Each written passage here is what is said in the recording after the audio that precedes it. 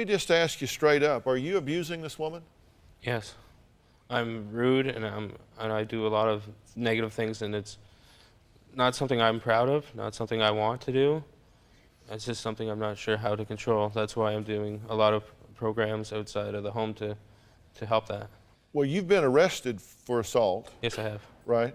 And you say you're rude to her, but it goes beyond that, doesn't it? I mean, you punched her in the stomach and the leg. Yes. You pinched her and bit her, broke a hairbrush over her arm, hit her with a baseball. All that sound right to you? Yep. Today, we are talking to two women who say they have become completely invisible to their loved ones due to their excessive weight. They say they feel fat, forgotten, and really just left behind mentally and emotionally and socially. Glennis says that her sister Lorna weighs an overwhelming 650 plus pounds and is held captive in her own home by her obesity. Glennis says that Lorna got herself into this and is responsible for getting herself out of it. Now, Lorna feels abandoned by her sister and her family, and her boyfriend Blair is left to be her caretaker. I've been abandoned by my family because I weigh 650 pounds. I resent Lorna feeling like the whole family's forgotten about her. She's got herself in that situation. She's responsible to get herself back out of it. My sisters say, you need to get your jaws wired, and then we'll spend time with you. And it tears me up. It's not that we're turning against her, it's just we have our own lives. We can't be with Lorna all the time. They don't want to take care of me. My boyfriend Blair is the one that's been there to take care of me. I'm the only person that is willing to help Lorna with her day-to-day life because her family just drops the ball every day. I'm very dependent on Blair. I could not cope with daily life without Blair. I take care of everything that Lorna needs and all the house chores that have to be done too. Blair does the cooking, the laundry, the shopping, taking care of the dogs, taking care of me. My typical day starts around 6:30 in the morning. I'll start sweeping the floor or whatever I can think that needs to be done for the day. For breakfast, I usually have a French vanilla coffee and a bagel with a cheese slice or cheese whiz on it. Lorna has a very bad addiction to soda pop. She can probably polish off 3 liters of pop a day. I go out when I absolutely have to. She's only left this apartment maybe twice. She always has some excuse why she can't get anywhere or do anything. I can't get up off the bed alone because of my joints hurting so bad. I slept in a chair for 2 months, which caused pressure ulcers. I need a wider electric wheelchair. It won't fit through the doors. It won't fit down the hallway. I would have panic attacks, and I felt I couldn't breathe. At lunchtime, she eats one of those yogurts. Very simple. Very seldom do I ever eat lunch. Supper time is always 5 o'clock. For dinner, Blair will cook 2 steaks. I eat a steak about the size of my hand, and I eat a potato, and I eat a couple scoops of whatever vegetable is being put out. It's funny because people go, yes, I'm sure that's all you eat. Well, to tell you the honest truth, I don't even eat all that. I'm done. The rest of the food I give to my dog. Lorna is lying to the whole family about her diet, but most importantly, Lorna is lying to herself. Just as in every other story, there's more to this one than meets the eye. Now, although Glennis says Blair has taken care of Lorna's every need, he is not really the Mr. Nice Guy that he might appear to be.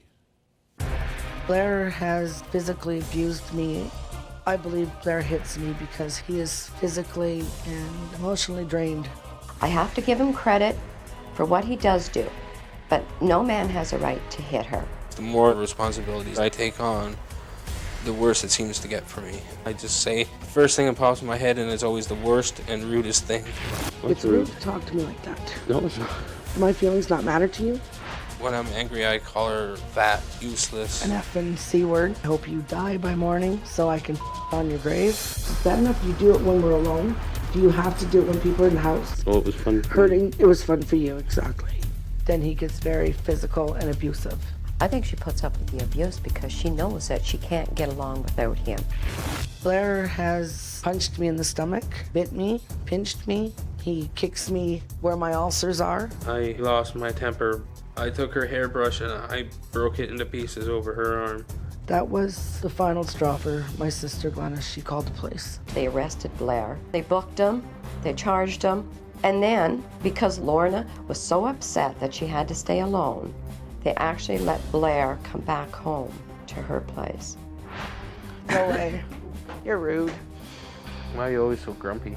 But of course, I'm just a piece of shit at home, right? I feel the abuse that Blair shows me is his way of calling out for help, that it's just too much on him alone. It's time for Lorna to... What are you preparing the meals? I prepare every so meal. what is the caloric content of the meals? You don't get to be 650 or 700 pounds without ingesting a pretty massive amount of food on a pretty regular basis. And so I'm just asking you, is she bootlegging food? Are you bootlegging her food? What's happening? Because what you're saying, you know, eating a 6-ounce beef patty and a cup of vegetables for dinner and a bagel in the morning, there can't be enough wrong with you medically for that to generate 650 to 700 pounds of weight. So what's going on?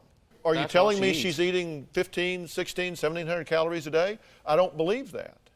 Well, that's the truth. That's all she eats every day. It's the same thing. Okay, so we have a miracle of modern science here where somebody is generating mass from nothing. You know, she also drinks a lot of pop every day. But I'm just trying to find out what it is she's ingesting, because I can't change what I don't know. If you give me half of the puzzle, then I can help to solve half of the puzzle. If you give me the whole puzzle, then I can work to solve the whole puzzle. That's the honest truth of what she has in a day. All right, so Lorna, do you think the primary contribution to your weight gain at this point is your addiction to the soft drinks? I think it's a mixture of things, that and not being able to get up to work any of it off. All right, you say that she's drinking as much as 3 liters a day? Okay.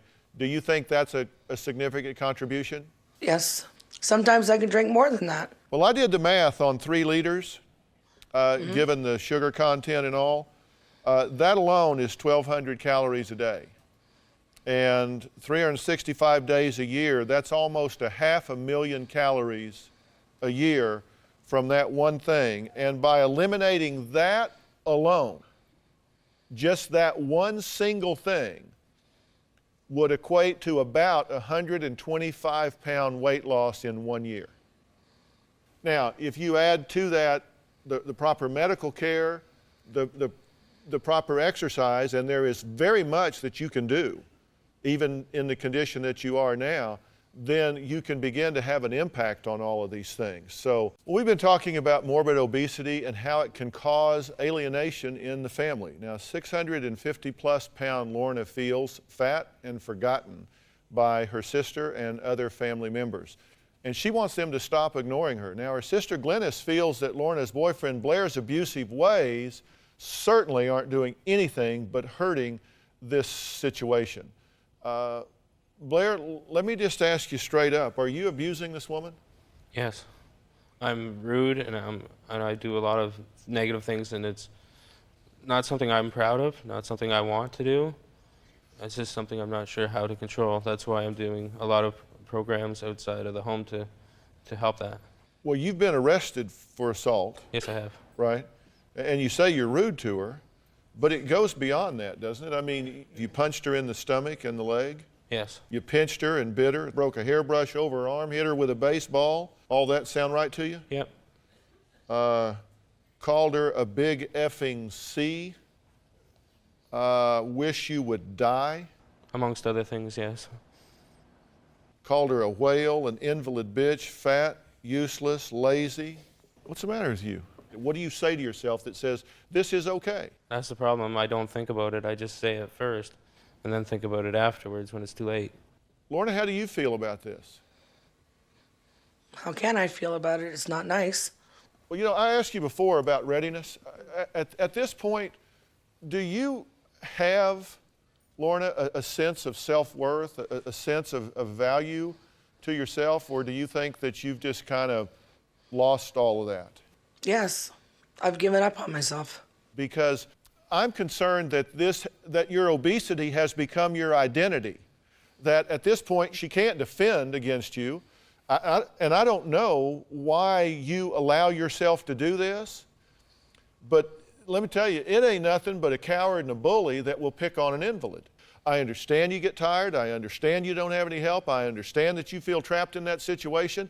And if you can't handle that, then you need to get out. Lorna, listen, if this truly has become your identity where you're just sitting there being abused and I guess waiting to die, I mean, that's just absolutely not okay. If that's what you aspire to, which is virtually nothing than to just become a victim, then you will be a victim and your life will be over. What do you think?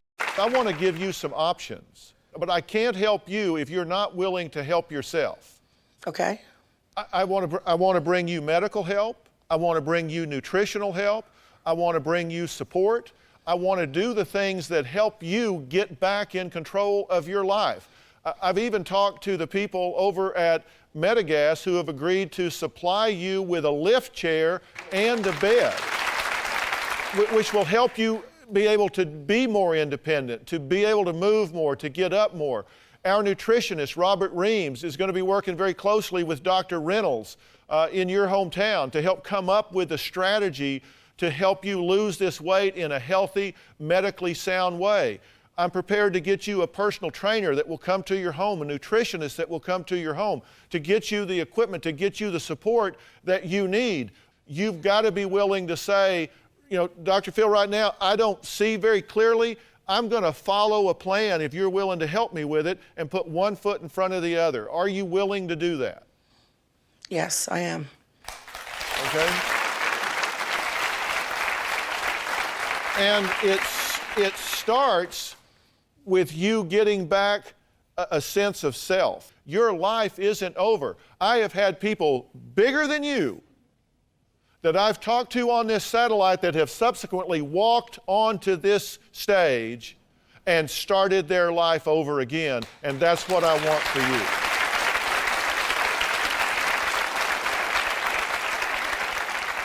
Are you willing to work with me here? Yes, I am. Well, give me a smile, give me something. I mean, come on. And Blair, I'm going to tell you that you, buddy, are on my hit list. You need to straighten up because you are number one on my to-do list to get you to stop abusing this woman by either removing you from the situation or getting you to the point that you recognize this is a human being that deserves to be treated with dignity.